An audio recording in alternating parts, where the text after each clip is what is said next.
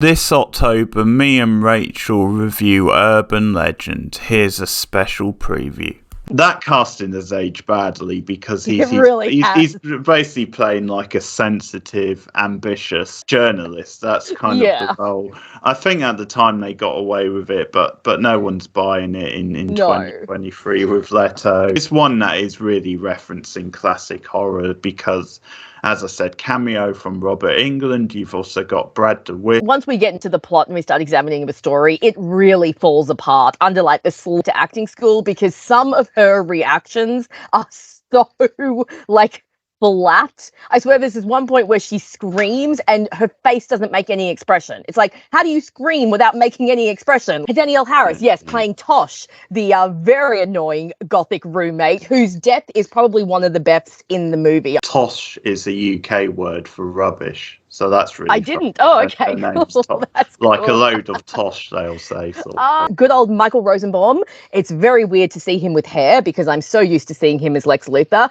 And Tara Reid before she went off the rail. We do have a lot of fun. You know, casting Brad Dourif as the gas station attendant in the first scene, they knew what they were doing there. Like, they knew that if they put Brad Dourif in, you know, everyone would instantly go, oh, no. The opening of the film, because...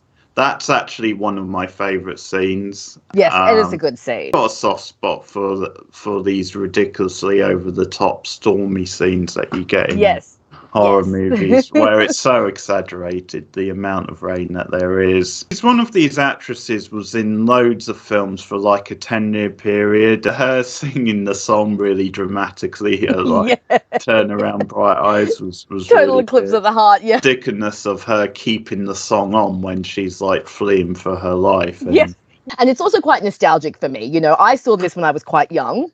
It was one of the earlier horror movies that I saw. I was a teenager when I saw it, so I was definitely right in the right age demographic. And, you know, it was full of actors that I knew from other movies. You know, I loved Dawson's Creek, so Joshua Jackson. They're just going through the motions of being like, this is like a rehash of the characters we saw in Scream, but not as good. I think Reese is fun. Yeah, she's pretty good. I especially love the part where you see her and she's watching the Foxy Brown movie. She's watching Jackie Brown, and she's like she's doing like the you know, the poses and like the quotes and stuff, and she essentially helps save the day. Such angles in that scene was like really like, this is not a big enough scene to be doing this stuff on. I found it so over the top that he was having such a big like emotional breakdown over losing this job as like and I understand it can look good on your CV and it can help with your career, but like, he was treating it as the end of the world. I mean, it really was. It's clearly not the final nail in your potential like journalism career. You know, like there's that scene where she comes across him kissing Alicia Witt and she's all upset. And I'm like, honey, don't be upset. All you did was lose dating Jared Leto. I don't think that's a big loss. I find that the revealed villain both elevates and ruins the film. Have you seen The Addams Family Values? Because but not for a very long time. But yes, but I was getting vibes of that because of like the nanny in that, like the evil nanny, Tara Reid character, like being attacked. Hear that something's happening but it just made me laugh that she keeps that headset on the whole time. I know. Even when she dives over a balcony, where you would have thought it would have come off or been damaged.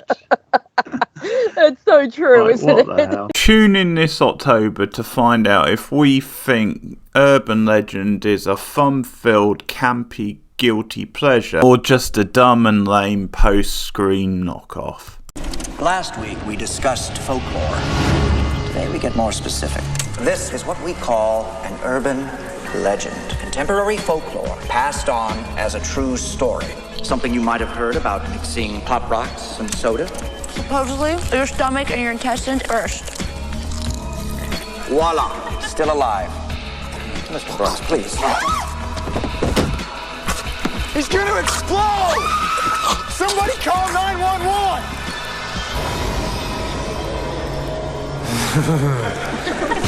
They are the legends we've all heard. Gang members drive around at night with their headlights off, and when someone goes to flash from their high beams to warn them, they kill him. The stories we've all told. Guy and a girl, and they're parked out in the woods. The guy steps out, and the girl starts to hear these scratching noises. It's her dead boyfriend hung from a tree. The tales we've all listened to.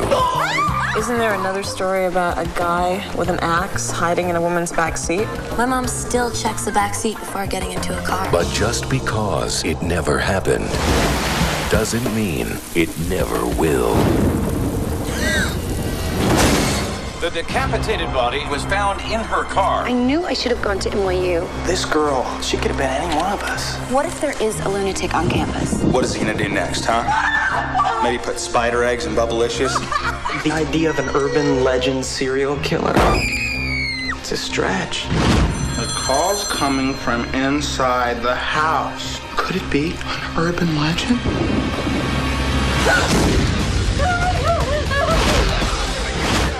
Something I can help you with.